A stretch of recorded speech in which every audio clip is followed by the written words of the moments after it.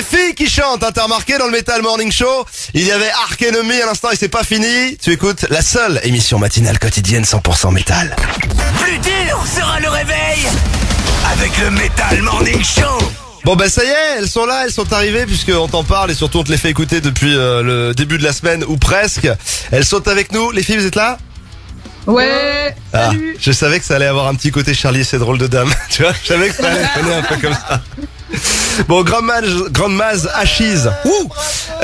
C'est notre album de la semaine et maintenant on les accueille ici maintenant pour qu'elles nous en disent un petit peu plus que ce que tu nous as révélé pour l'instant Arnaud, parce que c'était assez maigre, hein, si je peux me permettre pour l'instant depuis le début de la semaine. On va essayer d'en découvrir un peu davantage à leur sujet. Arnaud, je te laisse procéder avec les filles. Oui, Grandma's Ashes, donc on en a un petit peu parlé. Grandma's Ashes, c'est du rock, c'est un côté progressif, il y a un côté gothique aussi. En tout cas, ça c'est ce qu'on a sur les éléments de promo qu'on nous a transmis. Est-ce que c'est ça les filles? Est-ce que vous pouvez nous expliquer d'où vient ce groupe finalement?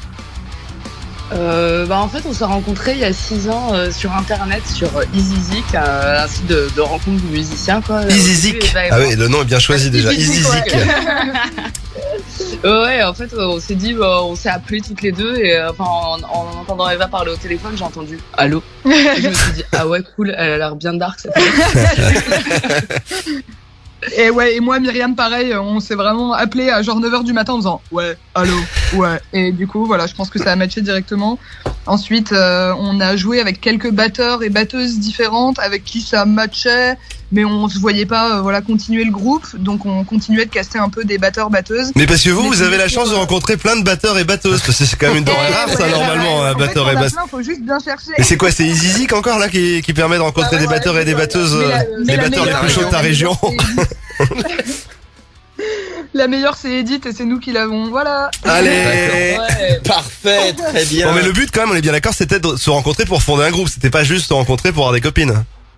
Non, oui. Parce que j'avais cru ça, moi, au début, je croyais que c'était un mythique, tu vois, mythique en gros, on voulait faire un groupe où on voulait jouer on voulait jouer très fort, quoi, genre faire du stoner. Ouais. Et puis on s'est rendu compte qu'on avait des références de rock prog des années 70 avec Eva, notamment Yes, Tim Crimson et tout. Ça nous a Ouais. Et Edith, elle a ramené un côté très mat rock. Elle nous a fait découvrir pas mal de, ce côté un peu signature rythmique chelou, Ouais. etc. qui nous parlait puisqu'on écoutait déjà du prog et on a décidé de faire un mélange de tout ça, en gros. D'accord. Ouais, vous êtes bien trouvés, c'est cool, et ça s'entend, ça fonctionne bien hein, sur les différents sons que vous avez sortis, parce que là il y a l'album dont on va parler, mais il y a eu d'autres sorties avant ça. Ouais, il y a eu l'EP de Fates il y a 2 ans qu'on a sorti au moment du Covid et qui était beaucoup plus stoner. À ce moment-là, on se connaissait moins, donc on faisait des structures plus directes et voilà. Et là aujourd'hui, on a vraiment pris le temps de diguer plus les influences de chacune et donc ça donne un disque beaucoup plus intime et beaucoup plus narratif aussi que l'EP. Ouais, et du coup, parce que ce que vous disiez par exemple sur vos réseaux sociaux, c'est que vous avez mis 4 ans finalement à travailler cet album. Donc c'est quoi? C'est des choses qui vous trottaient dans la tête mais que vous osiez pas sortir encore avant de... Ouais, en fait c'est un peu ça. Il y avait certaines chansons, notamment en fait c'est les plus prog, les plus longues de l'album, genre Borderlands, Statsy, Caféine, qui existaient déjà dès les débuts de l'album, mais on trouvait que c'était pas encore assez abouti pour les mettre dans l'EP. Et on voulait prendre le temps de bien les développer pour que ça ait une forme, plus progressive, plus aboutie, quoi. Et finalement, même si on les a mis de côté longtemps, c'est vrai qu'elles ont mis 4 ans avant d'être finies, notamment le Statsy, on a eu beaucoup de temps à finir de composer.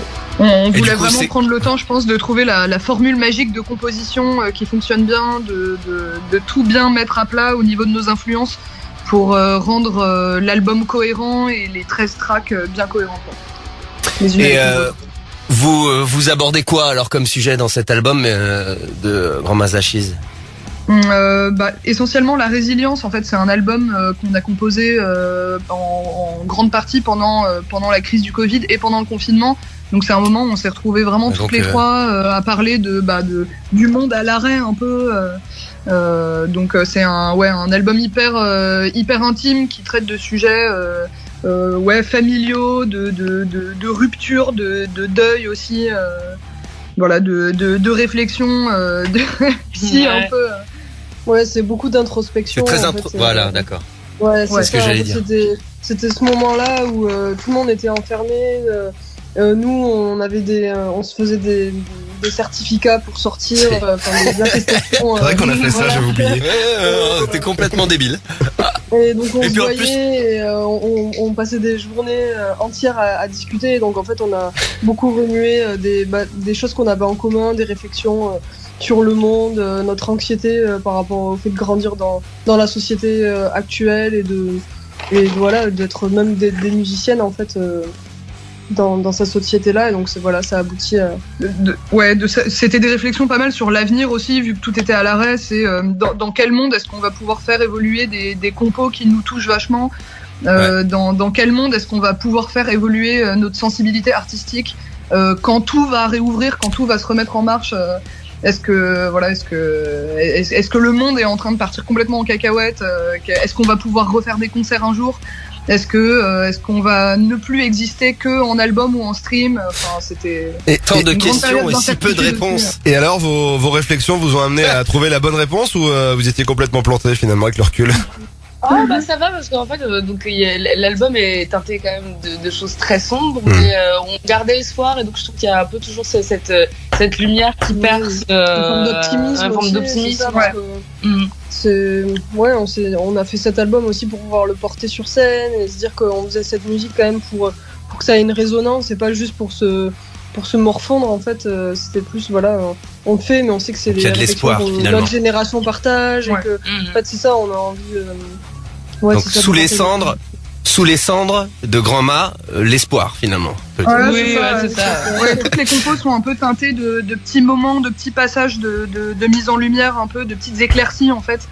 Et même dans la pochette de l'album, même dans les visuels, même dans les textes, il y a toujours cette idée de résilience et de forme d'espoir en fait un peu partout. D'ailleurs la pochette est très jolie et très bien pensée, ça fait un peu tableau ancien, Renaissance ou quelque chose comme ça, c'est très joli. Et comment parce que là vous parliez de scène, vous êtes en tournée. Grosse tournée quand même pour promouvoir cet album. Là en ce moment on est en train de manger des pipas en Espagne. Voilà, c'est notre jour off, on est toutes les trois dans la chambre en train de manger des pipas, c'est super. Ah bah l'Espagne ça fait rêver bien sûr. Oui. Et donc du coup comment se passe cette tournée? Franchement c'est hyper intéressant parce que c'est notre première fois en Galice et puis en plus on parle pas, aucune de nous trois ne parle vraiment bien espagnol. Et il ne parle pas anglais du tout, donc pour se faire comprendre, c'est un peu compliqué. Et donc on est là avec nos Google Translate, Duolingo, en train de préparer des phrases tous les soirs pour communiquer avec le public. Mais c'est cool, des gens très ouverts, très chaleureux, qui nous parlent espagnol, même si on comprend pas. Ils sont super patients avec nous, ils sont très accueillants. Et puis sur scène, ils sont hyper réceptifs, même quand on leur parle en anglais et qu'on dit ouais vous êtes chaud et qu'ils répondent pas du tout parce qu'ils comprennent pas du tout ce qu'on vient de dire. Mais on sent quand même qu'il y a vraiment un lien en fait qui se passe entre la scène et le public, malgré la barrière de la langue en fait. Ils sont vraiment hyper réceptifs, hyper chaleureux. Et après, on a des tonnes de compliments en espagnol qu'on comprend. C'est difficile de leur répondre, mais tant mieux. Muchas gracias. Il y aura des dates en France. Il y aura des dates en France aussi. Vous allez revenir en France. Ouais, bien sûr. Ouais. Non, attends, plus jamais, c'est trop bien. On va monter un plan. En fait, toi qui nous écoutes, en fait, quand tu iras les voir, tu leur parles uniquement en espagnol. On va avoir le mal du pays. Il faut nous parler en espagnol. Bon, moi j'ai une dernière question quand même avant d'écouter Grand Mas Ashes. C'est juste, vous étiez où en fait quand on était au lycée, nous, les meufs? Parce qu'elles étaient pas comme ça les meufs dans notre bahut à l'époque. Au lycée. Je me demande bien où vous étiez passés. En tout cas pas en espagnol de toute évidence, pas en cours d'espagnol. Ah non. Bon. Non, on se suit cours d'espagnol pour aller en répète avec nos groupes. On écoute un morceau, on écoute quoi alors de Grand Mas Ashes? C'est là où elles vont s'engueuler. Non, pas celui-là est mieux. Qu'est-ce qu'on se met? Cassandra, ouais. Ah, Cassandra, on l'a passé déjà celui-là. Bon, on va le repasser. Cassandra, c'est le choix de Grand Mas Ashes. C'était notre album de la semaine. Merci les meufs et bonne tournée. Merci. Alors, vous adresserez un grand buenos dias à toute l'Espagne de notre part. Salut. Ça c'est Grand Mas Ashes. Tu l'avais déjà écouté dans cette émission ce morceau. Et alors, elles ont choisi que c'était ce titre qu'on devait repasser à l'instant. Ah, tu fais la tronche parce que d'habitude c'est toi qui les annonce quand c'est l'album de la semaine, Arnaud. Pas du tout, non, Si, non, tu aucun fais la problème. tronche un peu. Tu veux le faire Non, ne commencez pas, s'il vous plaît, à essayer de semer la séparer discorde. les équipes de cette émission. Ils sont soudés, ils sont contre cette réforme qui est... Ah non, pardon, je m'emporte.